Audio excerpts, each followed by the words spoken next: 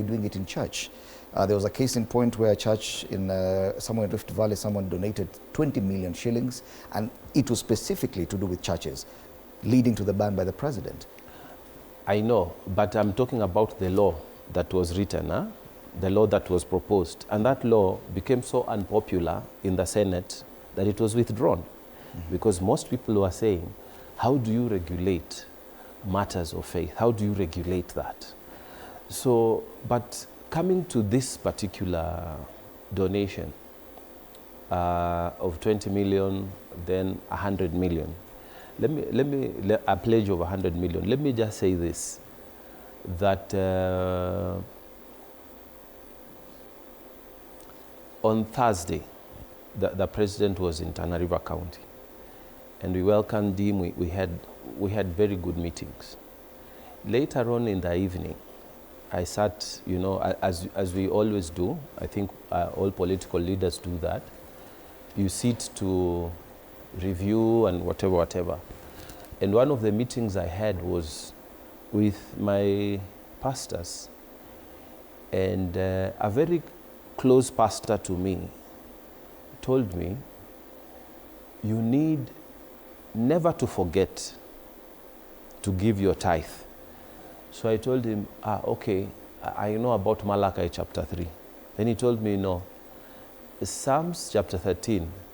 He said, I'm quoting you that one, because God says, whatever you give, I will not forget. So he said, whatever you give to me, I will not forget it.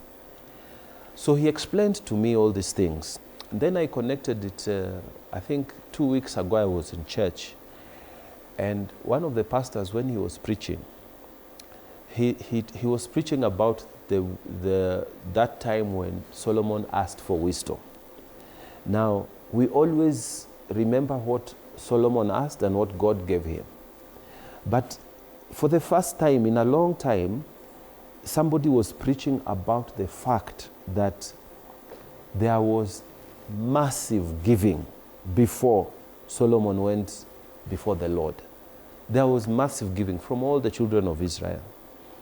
And if you look at that verse, I think you can quickly get it.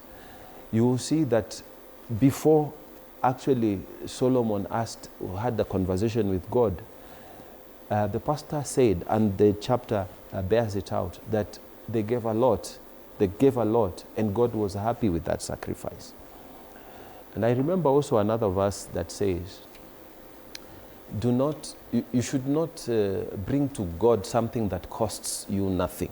You know, like if you're, you know, a person who is earning in the 50,000 and you give 100 shillings, you don't even feel anything. So you've not really given. If you're a person who is earning 100,000 and you come to God to give maybe 100 shillings, you have not really given. So I remember that teaching that David would sacrifice. He said in the Psalms that I will not give something that does not cost me anything.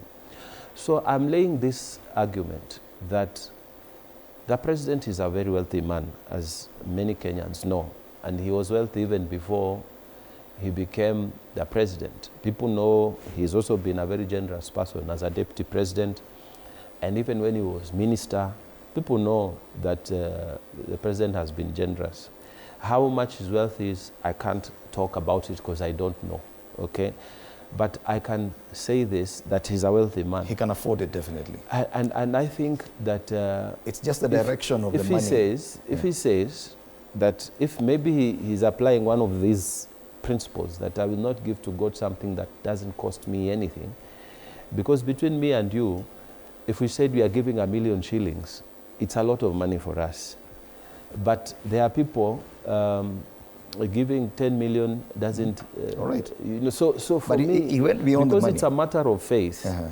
I would rather say that the things of God between a person and his God are between the two of them. As a matter of faith. Yeah. But he went ahead, Bwana Pogisio. He did not just give money.